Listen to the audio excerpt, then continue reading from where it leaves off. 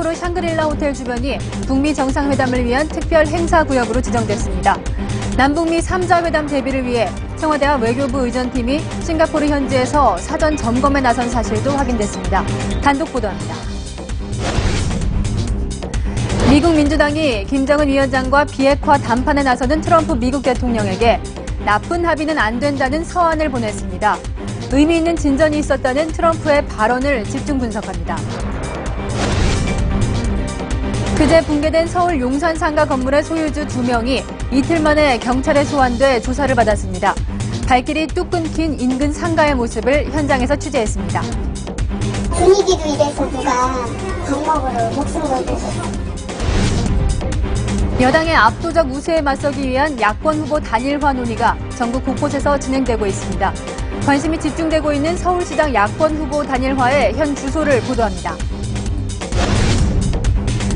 국내 최대 여성병원인 제1병원에서 간호사 등 노조원 200여 명이 임금 삭감에 반발하는 파업에 돌입했습니다. 만삭의 임산부가 병원을 옮기는 등 일대 소동이 벌어지고 있습니다. 잠시 후 찾아뵙겠습니다. 여러분 안녕하십니까? 북미 정상회담이 일주일 뒤인 다음 주 화요일로 다가왔습니다. 회담 시작 시간이 결정됐습니다.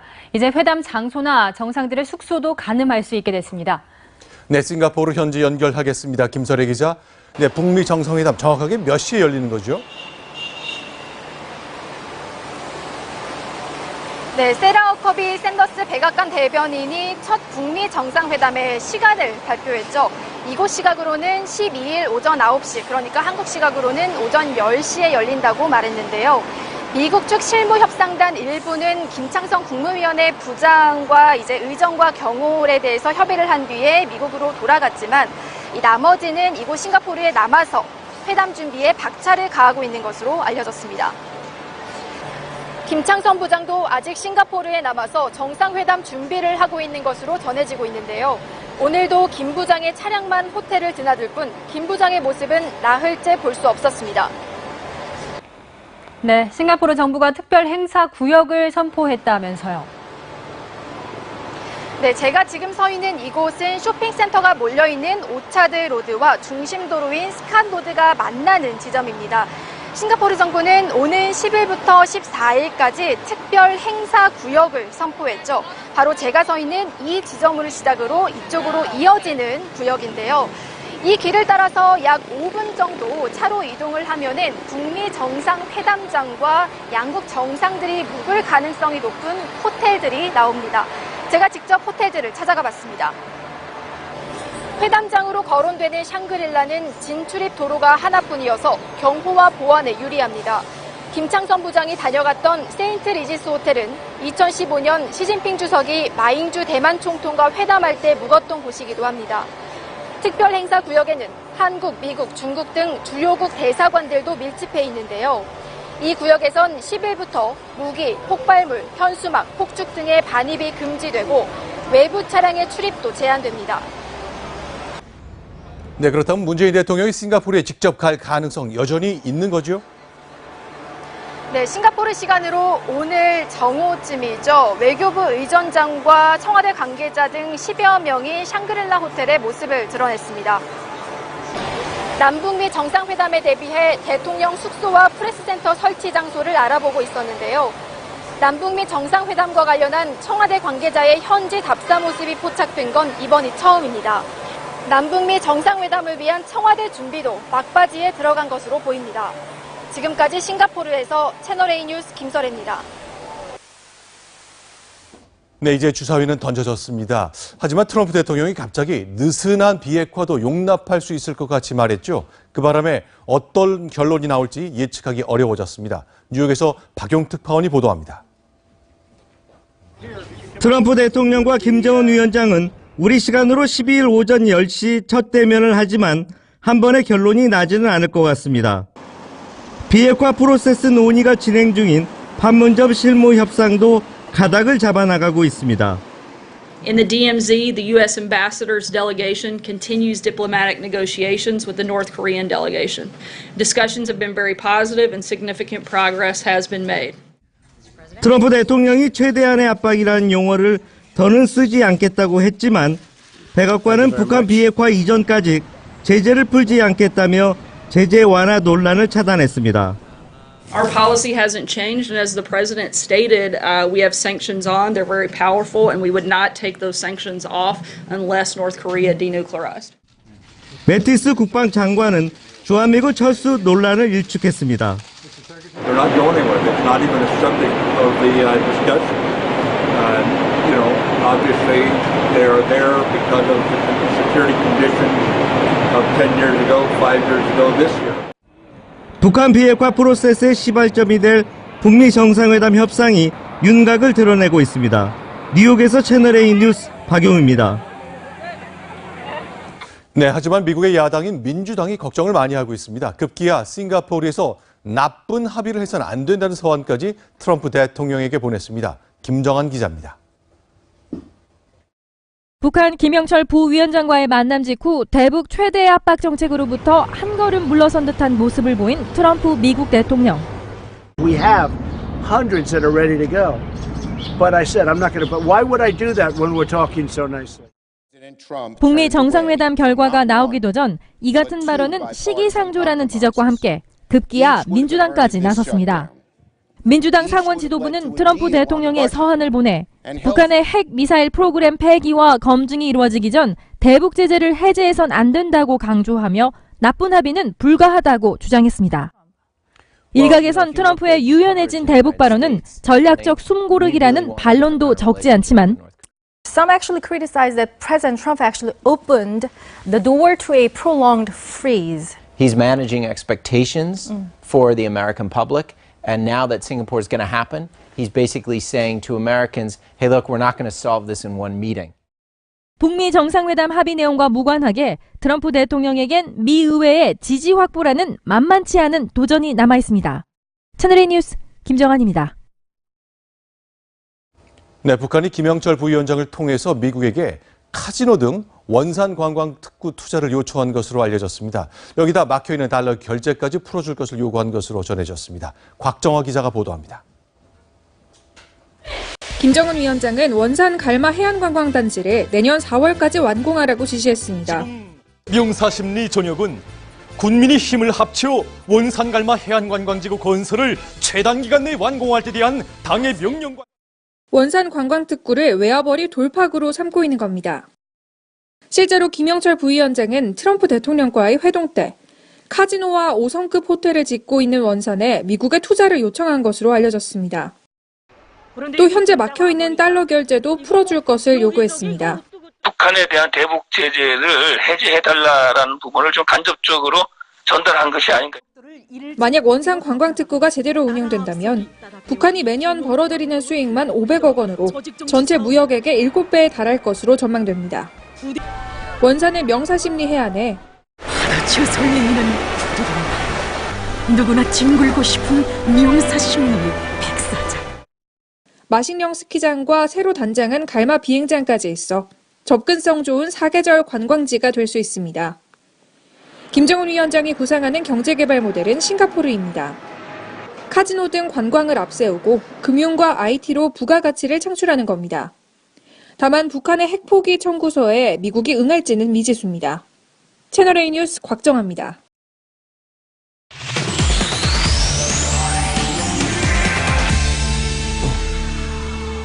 네, 일주일 앞으로 다가온 세계의 단판 소식 뉴스 분석으로 이어가겠습니다. 하태원 국제부장과 함께합니다. 자, 오늘의 분석 키워드 소개해 주시죠. 네, 싱가포르 정상회담의 시간과 장소가 사실상 확정됐습니다. 네. 자, 하지만요, 이 트럼프 셈법은 여전히 오리무중입니다. 자, 평생 믿지는 장사는 하지 않았다는 트럼프 대통령의 전략이 무엇인지 한번 짚어보겠습니다. 분위기가 확실히 바뀐 거 맞습니까? 왜냐하면 지금 리포트 보신 것처럼 미국 민주당이 걱정을 굉장히 많이 하네요. 그렇습니다. 자, 트럼프 대통령의 발언이 일주일 새에 확 달라졌기 때문인데, 자, 우선 트럼프 대통령이 했던 발언부터 직접 들어보겠습니다. All in one would be a lot better. For physical reasons, over a very short period of time. Essentially, that would be all in one. Take your time. We can go fast, we can go slowly.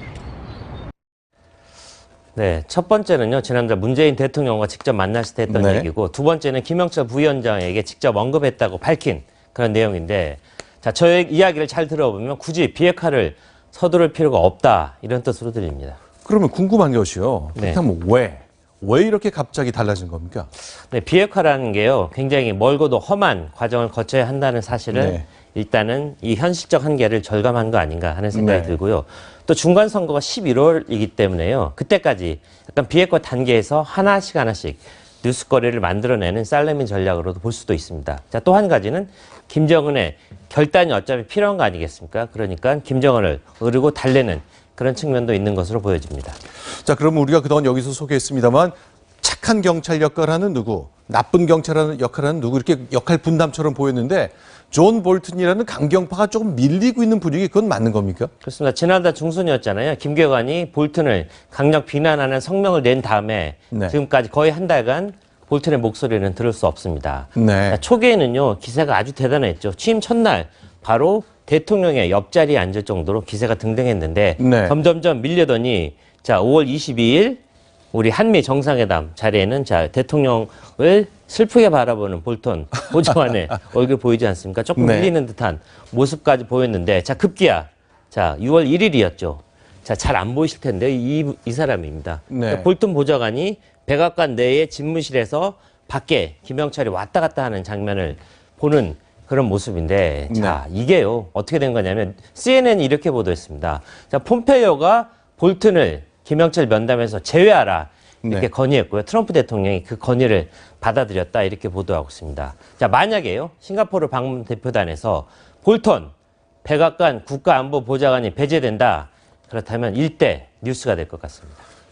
근데 작년만 해도요, 올 초만 해도 트럼프 대통령 최대 압박, 맥시멈 프레셔 이 말로 굉장히 대별됐었는데 제재 안 하겠다 이런 말까지 하고 있잖아요. 그렇습니다. 자, 이 발언을 트럼프 대통령이 했다는 걸 정말 믿기 어려울 것 같습니다. 네. 자, 6월 1일 날 역시 나왔던 얘기인데요. 네. 자, 대화가 잘 진행되고 있는데 자, 이제는 준비된 수백 개의 제재 하지 않겠다, 시행하지 않겠다. 결국 북한에 대한 굉장히 강력한 유화 메시지로 보입니다. 자, 그럼 저희 이제 김설혜 기자가 싱가포르에서 취재한 건데 청와대 관계자 그리고 외교부 의전장 최고위급들이 싱가포르 갔거든요. 역시 대통령 한 남북 미 정상회담 그 가능성 어떻게 보세요? 그렇습니다. 우리 의전팀이 실제로 네. 싱가포르를 누비고 다니는 현장을 우리 채널A 취재팀이 단독으로 확인했는데 자, 이겁니다. 평화협정 체결과는 좀 다른 이야기이긴 한데 자, 남북미 정상이 6.25 전쟁의 종료를 선언하는 그런 세리머니를 한다면 65년 만에 이런 세리머니를 한다면 굉장히 역사에 오래 기록될 장면으로 될 것 같습니다. 알겠습니다. 아직 일주일 딱 남았는데 굉장히 많은 것이 불투명해집니다. 그 결과 좀 지켜봐야 되겠습니다. 하태원 국제부장과 함께했습니다. 고맙습니다. 서울 용산구 4층 상가 건물이 무너진 지 사흘째인데요. 이 건물이 붕괴됐다는 소식에 사고 현장 근처 식당가에는 손님 발길이 끊겼습니다. 상인들은 장사를 계속할 수 있을지 고민입니다. 박지혜 기자입니다. 지난 3일 붕괴된 4층 상가 건물에서 칼국수집을 운영했던 차광욱 씨가 사고 현장을 찾았습니다. 하루아침에 생계의 터전이 사라져 막막하기만 합니다. 우리가 하루에 이게 100명 이상을 갖다 점심시간에 우리가 손님을 접대하는데 지금 이렇게 허망하게 그냥 붕괴가 됐으니까는 제 생계가 막막하다고 어떻게 해야 될지. 붕괴 사고 현장 근처의 식당 5곳은 사흘째 개점 휴업 상태나 다름없습니다. 사고 소식에 단골들도 발길을 돌렸습니다. 분위기도 이래서 누가 밥 먹으러 목숨 걸고 이쪽에 상권이 완전히 무너졌죠. 건물 붕괴 현장에서 30m 정도 떨어진 골목입니다. 평소 점심시간이면 인근 회사원들이 이곳으로 몰려들어 발 디딜 틈도 없었는데요. 하지만 붕괴 사고 이후 이곳을 찾는 손님은 거의 없는 상태입니다. 재개발 공사 현장에서 가까운 오민교 씨의 식당에는 공사장의 진동이 수시로 느껴집니다. 건물에 금이 생겨 틈틈이 보수했지만 붕괴된 건물처럼 큰 사고로 이어질까 봐 불안합니다. 공사가 시작되면서 손님은 예전의 10분의 1 수준으로 줄었습니다. 상인 입장에서만 지금 그냥 마음적으로 상당히 고심이 많고 그렇다고 장사가 잘 되는 것도 아니고. 삶의 터전을 잃은 붕괴 건물 세입자와 주변 상인들의 시름이 깊어지고 있습니다. 채널A 뉴스 박재입니다. 용산 4층 상가 빌딩 붕괴 원인은 아직까지 정확히 밝혀지지 않았는데요. 경찰은 오늘 건물 소유주를 불러 구청이 보수를 권고한 후 제대로 조치했는지 조사했습니다. 정다은 기자입니다. 미니버스 안에 모니터와 탐사 장비가 가득합니다. 차량 아래 달린 지표 투과 레이더가 찍어보낸 땅속 상황이 모니터의 실시간 그래프로 나타납니다. 인근 재개발 공사가 건물 붕괴 원인이라는 주장이 나오고 추가 붕괴에 대한 불안감이 높아지자 서울시가 사고 현장 주변 도로 4.5km 구간의 땅속 상황을 점검했습니다. 시민들의 불안과 공사장 주변의 건물에 대한 안전 관리를 위해서 저희가 과학적으로 GPR 탐사를 실시하게 되었습니다. 어제 현장 합동 감식에서는 화재나 폭발 때문이 아니라는 걸 확인했지만 정확한 붕괴 원인을 찾지 못했습니다. 경찰은 오늘 붕괴 건물 공동 소유주 2명을 불러 조사했습니다. 세입자분들께 이 관련된 얘기 못 들으셨나요?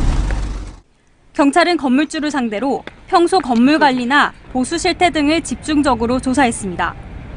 앞서 용산구청은 건물 붕괴 조짐이 있다는 민원을 접수받고 지난달 10일 건물주에게 조치를 권고했습니다.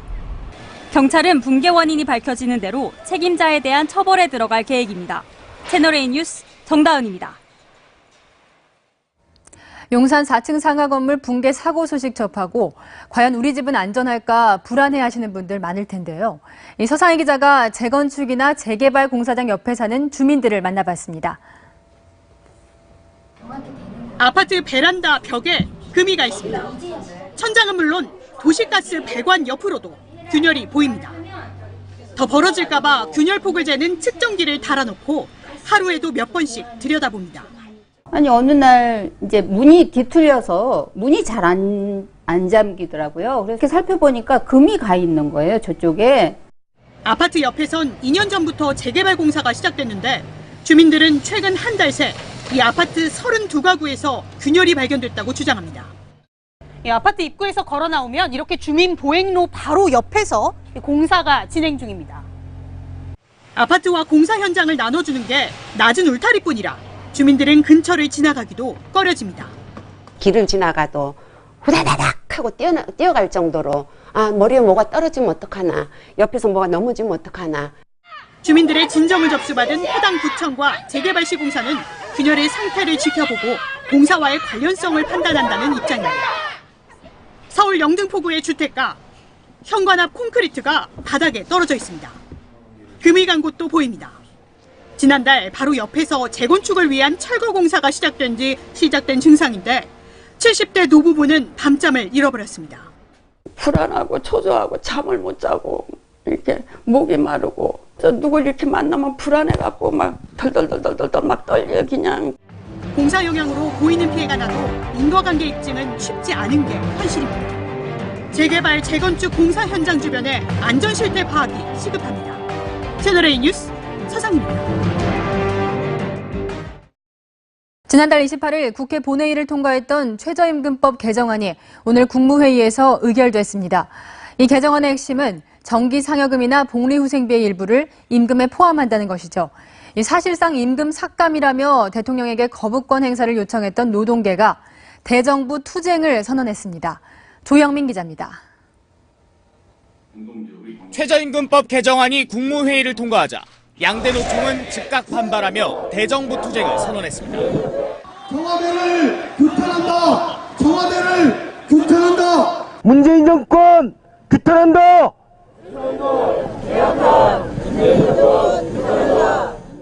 한국노총은 국무회의가 열린 정부 서울청사 앞에서 긴급 결의대회를 가진 데 이어 청와대로 행진해 규탄 집회를 이어갔습니다.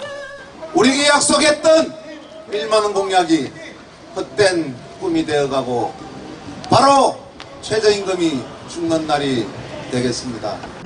민노총도 현 정부가 지지율에 취해 있다며 이번 6.13 지방선거에서 노동자의 분노를 보여주겠다고 주장했습니다. 저 문재인 정부가 더불어 이 민주당에 대해서 이 지자체 선거를 통해서도 저희들은 분명히 경고하고. 민노총은 오는 9일 결의대회를 시작으로 30일에는 10만 명 규모의 전국 노동자 대회를 여는 등 대규모 집단 행동을 예고했습니다. 채널A 뉴스 조영민입니다. 하지만 정부는 최저임금 시행에 따른 진통과 부작용은 불가피하다며 논란에 선을 그었습니다. 또 최저임금 때문에 경제가 나빠진 것도 아니라며 목소리를 높였습니다. 강지혜 기자입니다. 총리가 최저임금 논란 불끄기에 나섰습니다. 최저임금 인상 때문에 모든 것이 나빠진 것처럼 몰아가는 것은 정확하지도 않고 공정하지도 않습니다. 올해 1분기 경제 성장률이나 3개월 연속 역대 최대를 기록한 외화 보유액을 언급하며 경제 지표는 나쁘지 않다고 강조했습니다. 국책연구기관 KDI가 최저임금을 연 15%씩 올리면 2년 뒤 14만 4천 명이 일자리를 잃을 수 있다며 속도 조절을 강조한 것에 대해서도 반박했습니다. KDI 측은 일자리 안정자금 같은 보완 조치는 고려에 넣지 않았다고 밝혔습니다. 정부의 보완 조치로 고용 감소를 충분히 상쇄할 수 있다는 겁니다. 다만 이 총리는 저소득층이 고용시장 밖으로 밀려나고 비근로자 가구 소득이 줄어든 것은 정부에 주어진 무거운 숙제라고 말했습니다. 경기를 체감하지 못하는 계층에 대한 그런 대책을 집중적으로 좀 마련해야 될 것 같습니다. 정부에 필요한 건 장밋빛 전망이 아닌 냉철한 상황 판단과 촘촘한 대응이란 지적입니다. 채널A 뉴스 강지혜입니다.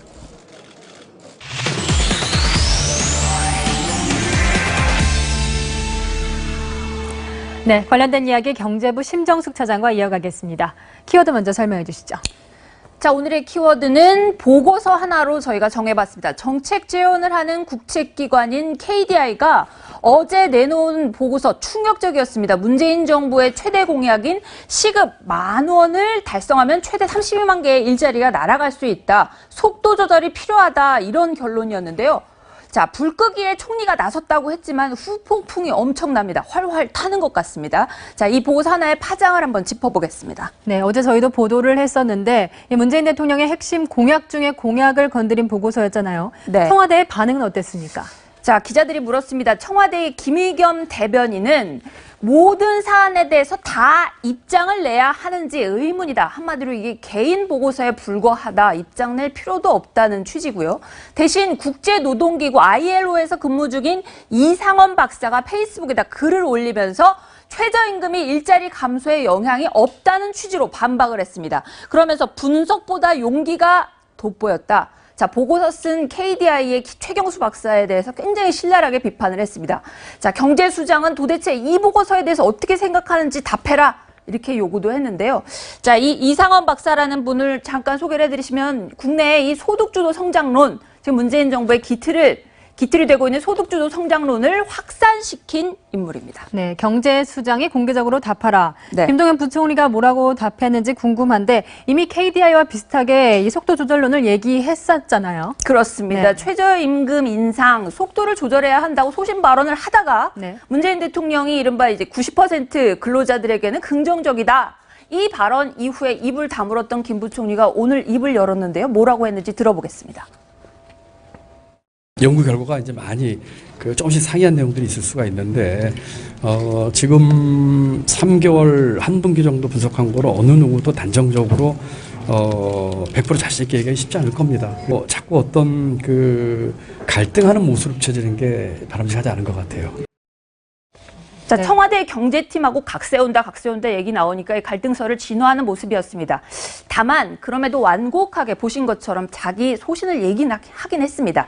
소득주도 성장의 효과를 단정하기 어렵다. 대통령 말대로 90%가 성공이다. 이렇게 얘기도 못하는 것이고 실패했다고 지금은 할 수 없다는 겁니다. 네, 그러면 어제 KDI 보고서에 대해서 다른 전문가들은 어떻게 보고 있습니까? 자, 제가 경제 전문가 몇 분한테 여쭤봤습니다. 그런데 이 보고서 방법론에 대해서는 그 교수들마다 조금 이견이 있었는데요. 공통된 의견이 있었습니다. 자, 한 분의 목소리를 들어보겠습니다. 결국 그 보고서의 핵심적인 내용은 지금처럼 계속하면 충격이 상당히 클 가능성은 있다라는, 당연히 재정을 풀면 완화가 되지만 문제는 재정을 지속적으로 하기는 좀 어렵다. 자, 국가 재정이 뒷받침 안 되면 버티기가 어려울 거란 뜻이고요. 특히 이 임금 질서를 어지럽힐 수 있다는 이 KDI의 경고 부분을 주목해야 한다, 이런 의견이 많았습니다. 자, 저희가 그래프를 하나 좀 준비를 해봤는데요. 자, 임금 중간값이라는 게 있습니다. 이 나라 전체 임금 월급 받는 근로자가 정말 많잖아요. 네. 가장 적은 금액에서 가장 많은 금액까지 늘어났을 때 중간에 있는 금액을 임금 중간값이라고 하는데, 이 중간값 대비 최저임금이 어느 수준인지 나라별로 이렇게 비교를 해보면 이렇습니다. 자, 중간값이 만약에 임금 중간값이 100만 원이다. 프랑스 같은 경우에는 61만 원에 이른다는 것이고요. 최저임금이. 네. 우리나라 같은 경우에는 50만 원까지 올라왔습니다. 과거에는 굉장히 낮았지만. 그리고 독일도 우리보다는 낮습니다. 100만 원이면 47만 원 정도고요. 미국은 35만 원 정도. 자, 보시다시피 전 세계에서 이 최저임금 수준이 가장 높은 나라 바로 프랑스가 되겠죠. 어떤 일이 벌어지고 있느냐 보고서를 보면은 근로자 하위 30%가 거의 같은 월급을 받는다고 합니다. 마트에서 계산하는 일을 하든 아니면 공장에서 굉장히 힘든 일을 하는 근로자든 거의 월급이 같다는 뜻입니다. 경력 10년 차까지 임금 상승도 거의 없다고 합니다. 예를 들어서 여행커와 저 거의 뭐 10몇 년 차이가 나지만 네, 그렇죠. 큰 차이가 많이 줄었다는 얘기죠. 구태여 힘든 일을 찾아서 할 필요가 없어지지 않을까, 이런 생각이 들 수도 있다는 것입니다. 작년에 이코노미스트 지가 한국이 2020년까지 목표 1만 원으로 만약에 시급을 올리면 이 중간값 대비 최저임금이 70%까지 올라갈 것이라고 분석도 했습니다. 네. 프랑스를 압도하는 결과가 되겠죠. 세계 최고 수준이 될 것이다. 의미심장하네요. 네. 여기까지 듣겠습니다. 경제부 심정숙 차장이었습니다.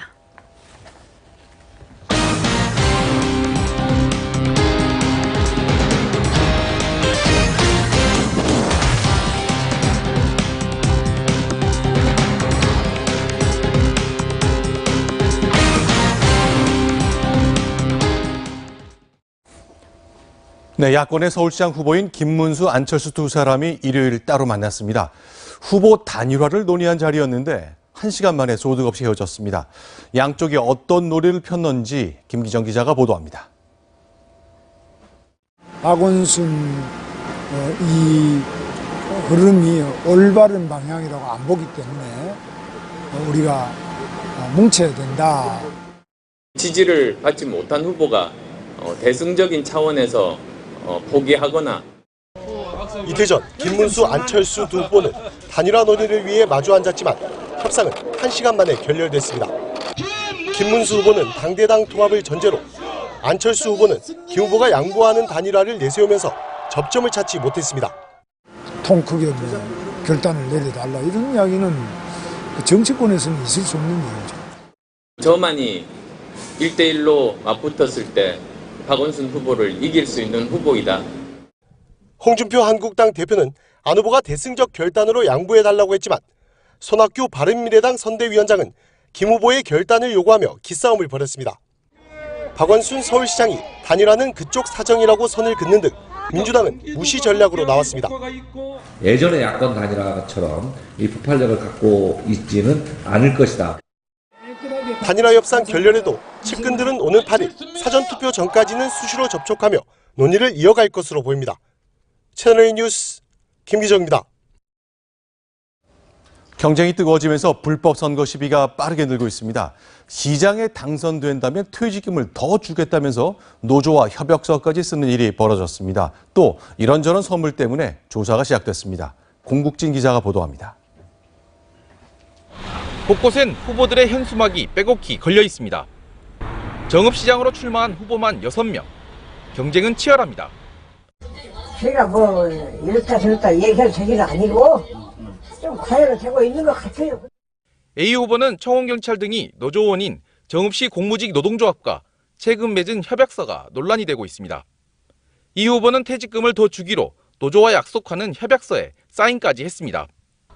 선거관리위원회는 퇴직금 확대 지급이 기부행위를 금지한 선거법에 위반되는지 법리 검토에 들어갔습니다. 연합 세개하는 것 자체가 문제가 되는 건 아닌데 담겨져 있는 내용이 좀 있어서요. 논란이 된 겁니다. 보령시의원 한 후보자는 주민 2명에게 벌꿀 15병을 선물로 줬다가 선관위에 적발됐습니다. 무주에서는 도의원 선거 후보자의 배우자가 2년 전 한 단체에 돼지 1마리를 기부한 사실이 선거법 위반이라며 고발됐습니다. 대지를 선물로 준 게 이번 선거 출마를 염두에 두고 이뤄졌다는 겁니다.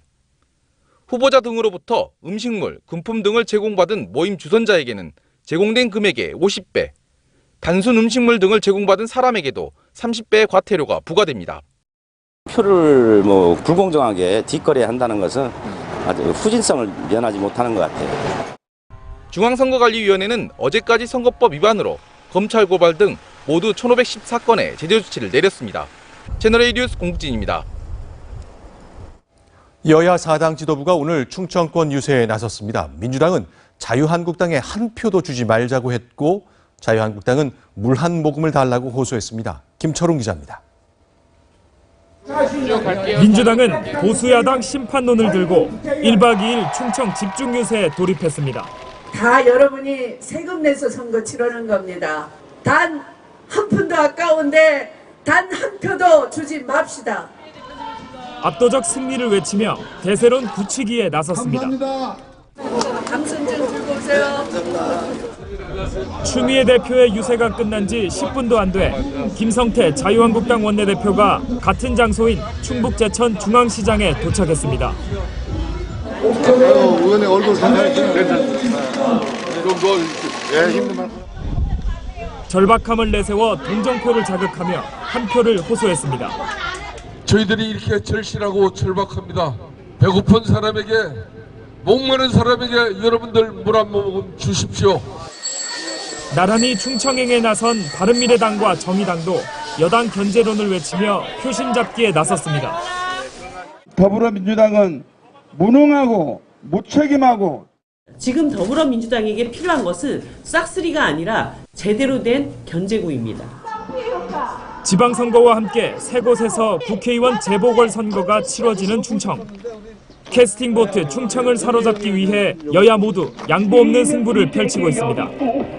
채널A 뉴스 김철웅입니다. 황교안 전 국무총리도 유세 전에 뛰어들었습니다. 총리 시절에 인연을 맺었던 후보들을 응원한 것뿐이라고 설명하고 있습니다만 다른 해석도 가능합니다. 김도영 기자입니다.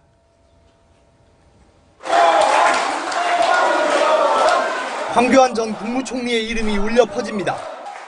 출정식을 방불케 하는 분위기에 어렵습니다. 대한민국을 위해서 황교안 총리님을 여러 번 하겠습니다. 대신 평택시장 재선에 도전하는 자유한국당 공재광 후보에 대한 지지를 당부했습니다.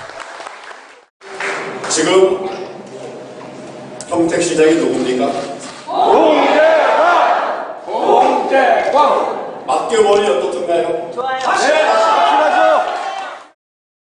앞서 황 전 총리는 현역 때 여성부 장관을 지낸 강은희 대구교육감 후보와 기재부 차관 출신 송원석 김천 국회의원 후보 지원 유세를 펼치기도 했습니다. 일각에선 지방선거 이후 야권 재편 가능성을 염두에 둔 정치 행보라는 해석도 나옵니다. 우리 보수의 가치를 가지고 있는 분들이 많이 있는데 그분들하고 함께 정말 우리 보수를 지켜야 되겠다. 이완구 전 총리가 이미 당권 도전 가능성을 시사한 가운데 할 수 있는 어떠한 역할도 피하지 않겠습니다. 한국당 내부에선 미세하지만 주도권 경쟁 조짐도 감지되고 있습니다. 채널A 뉴스 김도형입니다. 현역 군인의 가방에서 K2 소총의 부품이 나왔습니다. 올 초 있었던 일이죠. 징계 없이 구두 경고로 마무리됐었습니다. 그런데 이 병사의 아버지가 당시 청와대 비서관이었고 지금은 제주지사 후보여서 논란입니다. 문대리 민주당 후보 측은 아버지가 도와준 것이 전혀 없다고 해명했습니다. 이은우 기자입니다. 문대림 후보의 아들 문모 씨는 지난 1월 군복무 중 휴가를 나왔습니다. 그리고 김포공항에서 총기 부품을 가지고 제주행 비행기를 타려다 적발됐습니다. 개인 검색할 때 나온 걸로 나와 있고요. 네. 이게 군인 신분이다 보니 그쪽으로 넘어가서 처리가 된 겁니다. 적발된 물품은 K2 소총의 가스 조절기와 놀이새 장전 손잡이로 문 씨는 실수로 가지고 나왔다고 진술했습니다. 이와 관련 군은 주요 부품이 아닌 소모품으로 판단해서 구두 경고만 했습니다.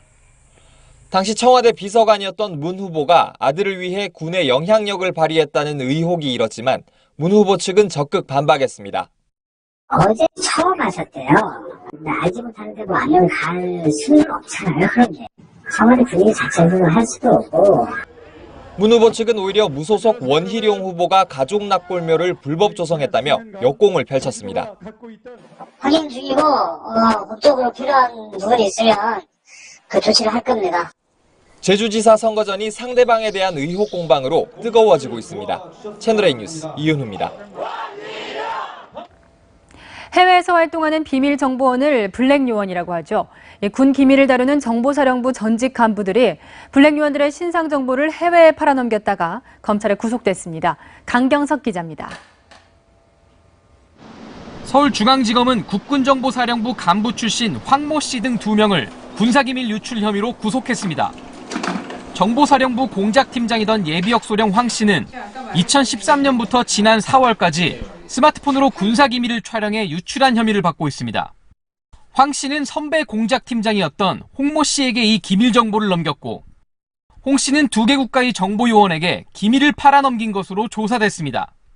유출된 기밀에는 해외에서 활동 중인 우리 비밀요원들의 신상 정보가 포함됐습니다. 결국 군은 신상이 노출된 해외 정보요원들을 급거 귀국시켰습니다. 미국과 러시아 등 주요 국가의 무기 도입 계획 등도 유출됐습니다.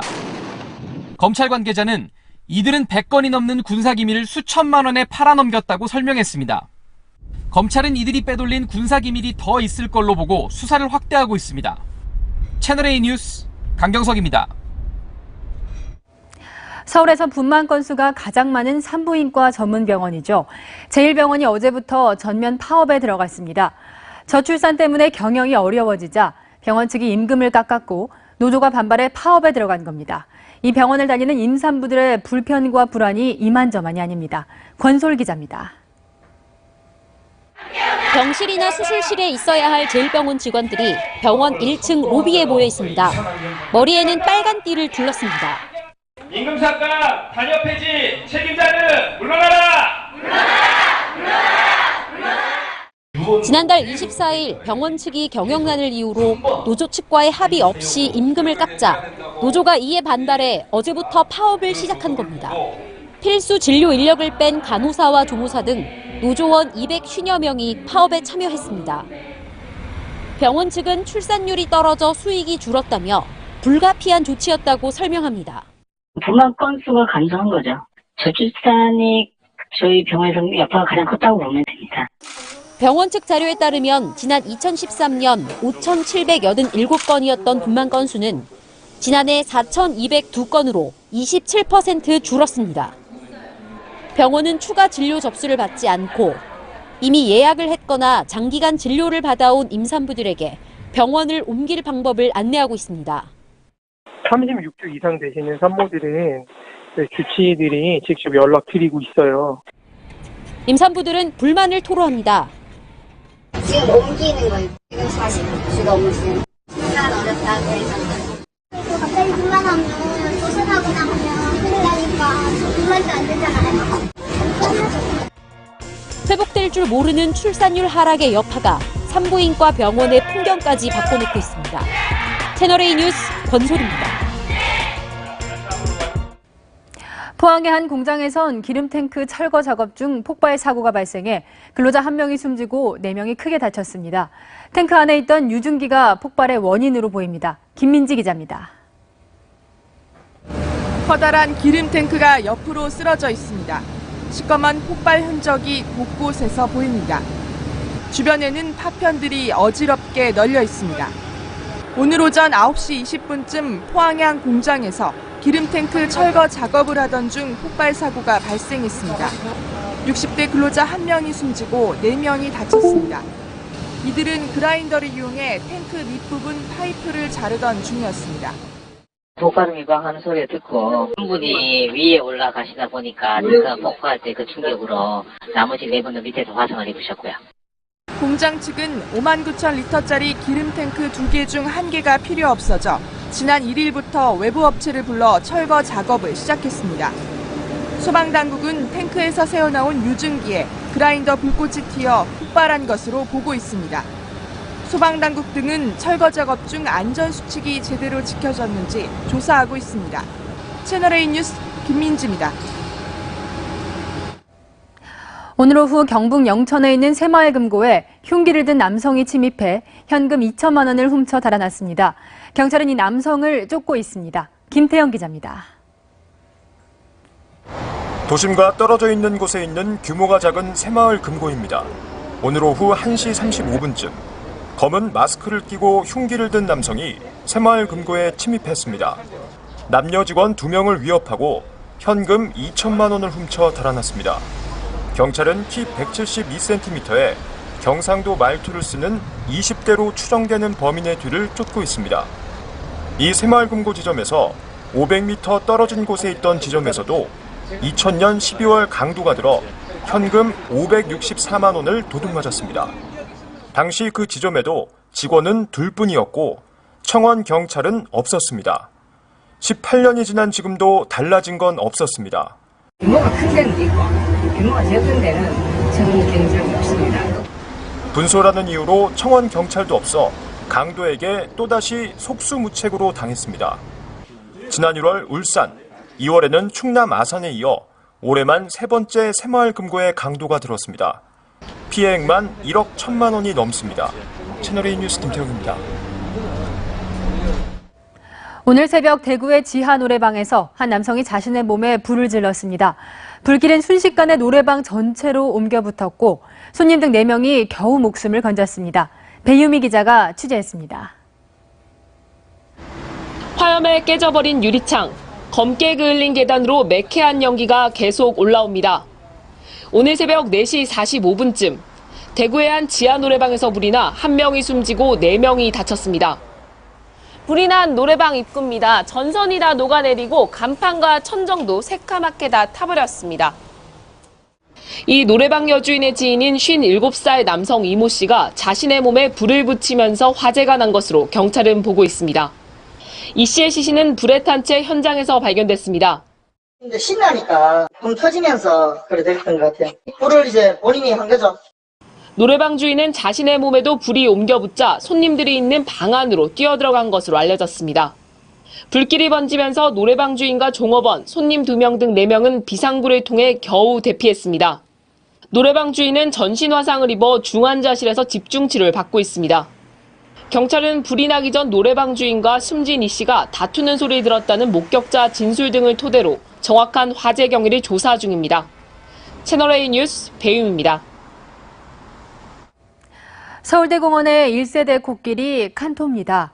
올해 나이가 40살, 사람 나이로 치면 60살쯤 됐다는데요. 33년간 많은 시민의 사랑을 받았지만 안타깝게도 세상을 떠났습니다. 정현우 기자입니다. 코끼리가 긴 코로 타이어를 잡아당기더니 타이어를 매단 줄을 끊어버립니다. 그동안 서울대공원에서 많은 시민들에게 즐거움을 줬던 코끼리 칸토입니다. 멸종 위기종인 아시아 코끼리 칸토가 서울대공원에 온 건 지난 1985년. 칸토가 7살쯤 됐을 때였습니다. 우리나라 최초의 동물원이 창경원에서 서울대공원으로 옮긴 직후 미국에서 들여와 서울대공원의 1세대 동물로 불립니다. 하지만 칸토는 이제 없습니다. 칸토는 제 뒤로 보이는 방사장에서 지냈는데요. 지난 2일 세상을 떠나면서 칸토를 더 이상 볼 수 없게 됐습니다. 3년 전 오른쪽 앞발톱에 염증이 생긴 게 문제였습니다.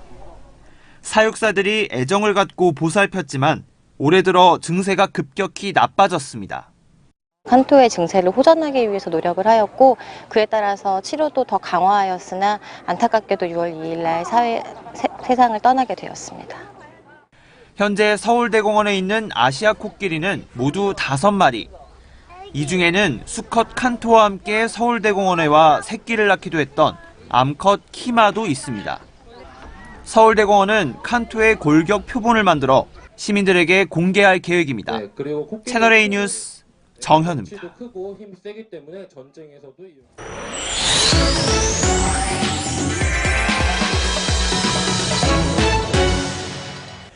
오늘 뉴스터치는 우리 사회에 확산되고 있는 의인들의 이야기입니다. 위험한 상황에 직접 뛰어들어서 2차 사고를 막아냈던 용감한 시민들 소식 최근 많이 전해드렸는데요. 지난달 12일 서해안 고속도로에서 의식을 잃은 운전자의 차를 자신의 차로 멈춘 시민이 있었죠. 2주 뒤엔 경남 창원에서도 비슷한 일이 있었습니다. 사흘 전 충남 보령에선 의식 잃은 운전자를 뛰어가며 도와준 시민도 있었습니다. 이런 시민들뿐만 아니라 경찰도 응급 환자를 구조하기 위해 나선 장면이 있었습니다. 사흘 전 낮에 강원도 철원군에서 찍힌 영상입니다. 화물차 옆에 경찰관이 서 있는데요. 또 다른 경찰관이 다급하게 달려오더니 함께 운전자를 끌어내 가슴을 누르기 시작합니다. 운전자는 의식을 찾은 듯 하다가 다시 드러눕고 경찰은 계속 심폐소생술을 합니다. 갑자기 의식을 잃은 차량 운전자를 경찰이 응급 처치하는 모습인데요. 동송지구대 소속 윤희영 경위와 노수환 순경은 도로에서 안전띠 단속을 하고 있었습니다. 그런데 단속에 적발된 60살 장모 씨가 갑자기 근육마비와 호흡곤란 증세를 보였던 겁니다. 그걸로 이제 신원 조회하고 이제 제가 선생님 성함이 어떻게 되세요? 이렇게 물어보니까 대답이 없는 거예요. 그래서 보니까 팔이 좀 뒤틀려 있고 좀 이상하더라고요. 치료를 받고 오늘 퇴원한 장 씨는 지구대를 찾아 감사 인사를 전했다고 합니다. 이렇게 위험에 처한 이웃을 외면하지 않고 적극적으로 돕는 모습은 우리 사회가 그만큼 성숙했다는 걸 의미할 텐데요. 하지만 도로 위에선 자칫 2차 사고가 날 수 있기 때문에 각별히 조심해야 합니다.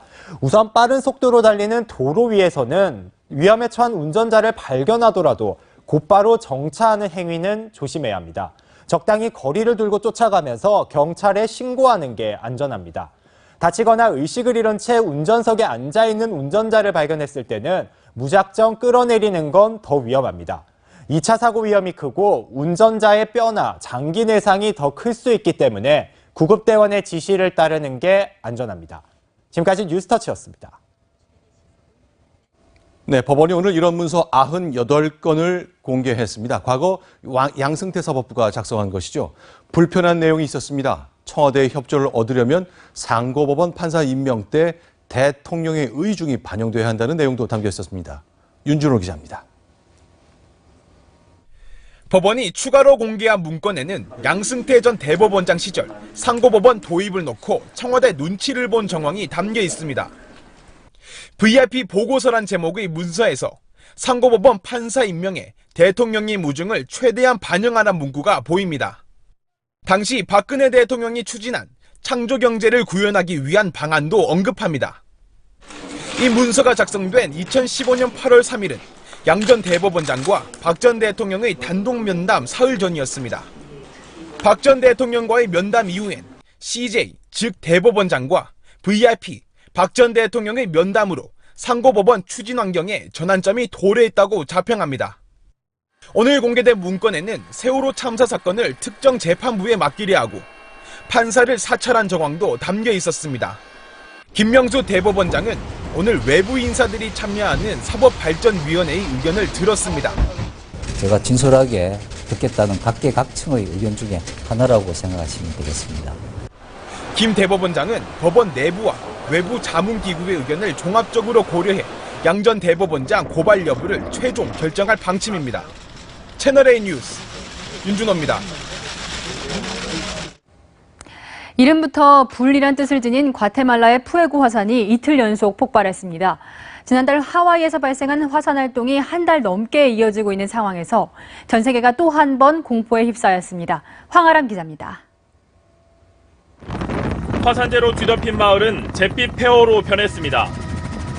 집은 형체만 겨우 알아볼 수 있고 소방대원들은 아수라장유된 현장에서 시신을 수습하느라 분주합니다. 지난 3일부터 이틀간 과테말라 푸에고 화산이 2번이나 폭발한 겁니다. 화산재 구름은 10km 상공까지 치솟았고 미처 대피하지 못한 주민들은 삽시간에 날아든 고온의 잿더미에 속수무책으로 당했습니다. Nosotros nos encerramos y nos cubrimos con sábanas porque nos estábamos ahogando, no podíamos respirar. Perdimos mis dos hermanos y mi sobrino. 재난당국은 지금까지 60여 명이 숨지고 300여 명이 다친 것으로 추정했습니다.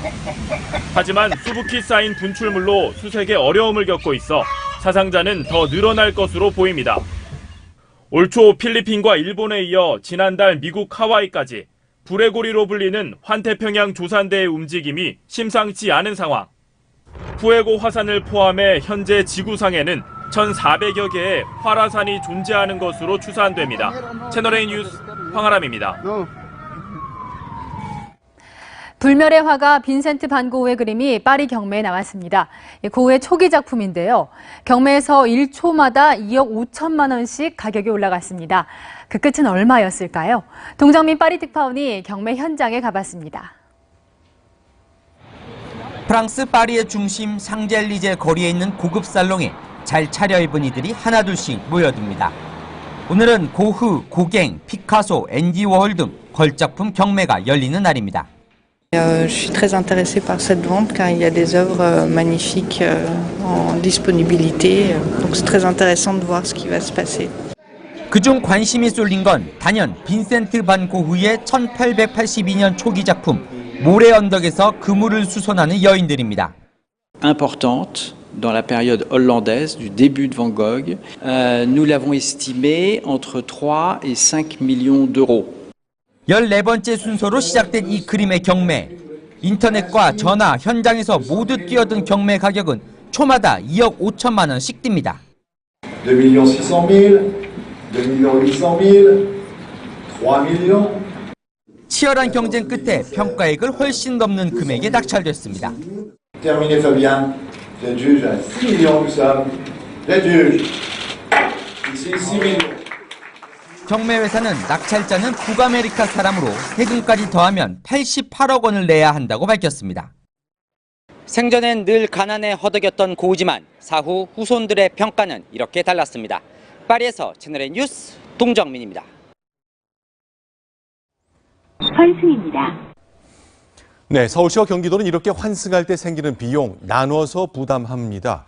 그런데 서울시가 경기도에게 1억 5천만 원을 더 달라면서 소송을 냈습니다.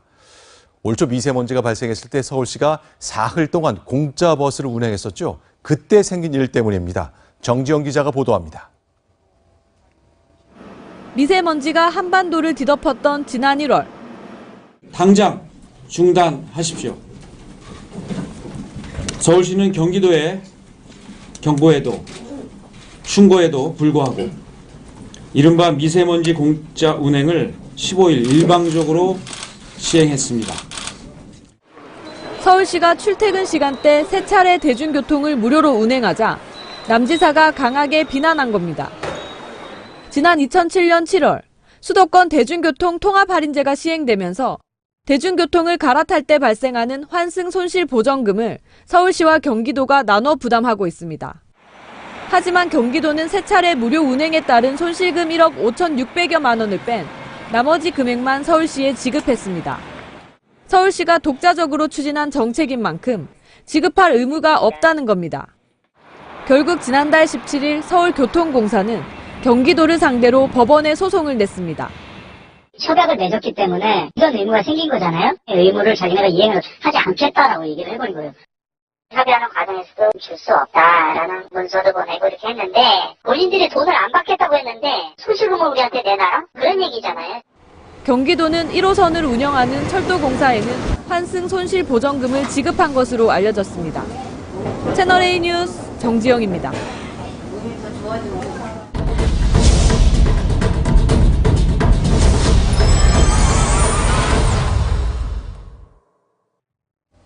네, 미세먼지 때마다 우리는 서쪽 하늘을 바라보게 됩니다. 하지만 미세먼지를 만들어낸 중국, 책임을 인정하는 것조차 미루고 있습니다. 조아라 기자의 더 넓은 뉴스입니다.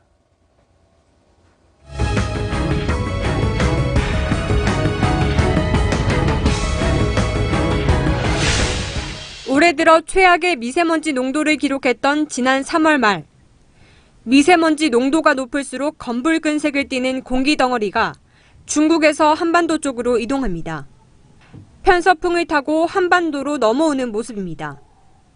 하지만 중국은 미세먼지의 원인은 복잡하다는 말만 되풀이합니다. 중국에 항의하라는 국민청원이 20만 명을 돌파하자 청와대는 과학적 근거 마련이 우선이라는 입장을 내놨습니다. 기상청은 서해상에서 미세먼지 이동 패턴을 연구하기 시작했습니다.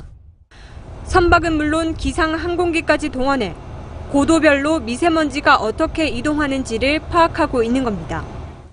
중국발 미세먼지에 대한 정보 수집 활동도 이뤄지고 있습니다. 미세먼지 채취기에서 포집된 물질이 이렇게 아래로 전달이 되면 이 화면에 화학물질 성분별로 양이 어느 정도인지가 나오게 되는데요. 미세먼지 정보를 실시간으로 올해부터 얻을 수 있게 된 겁니다. 해상에서 관측하게 되면은 장거리 이동 물질에 대한 발생원에 대한 부분을 좀 더 명확하게 알 수 있기 때문에 지상보다는 훨씬 유리한 점이 많습니다. 하지만 문제는 중국 정부의 협력 의지입니다. 채널A 취재 결과 한국의 앞선 대기오염 저감 시설을 중국 화력발전소 등에 적용시키는 한중 미세먼지 기술 협력 사업에서 지금까지 진행된 6건의 계약 중 올해 계약된 1건을 제외한 5건 모두가 중국 정부 또는 중국 기업의 요청으로 연기됐습니다.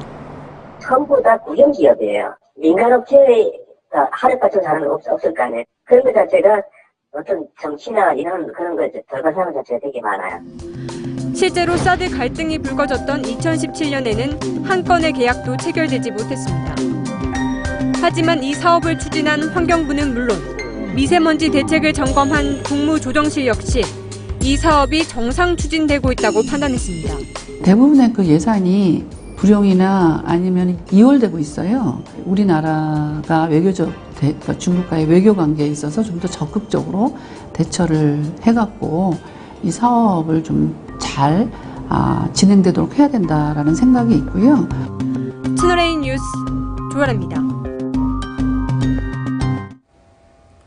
아역 배우 하면 작품 속 귀여운 감초 역할을 하는 모습들 많이 떠올리실 텐데요. 요즘 실력파 아역 배우들은 영화에서 당당히 원톱 주연을 꿰찬다고 합니다. 이다혜 기자입니다.